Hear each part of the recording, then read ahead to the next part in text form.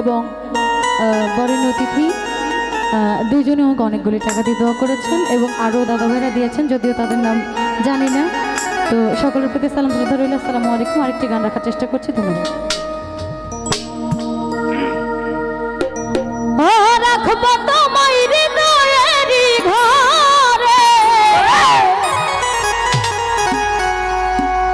আমি দেখবো তোমায় দুই নয়ন ভরে, তুমি ছাড়া একা একা আমি বাঁচি কি করে বন্ধু, তুমি ছাড়া একা একা আমি বাঁচি কি করে।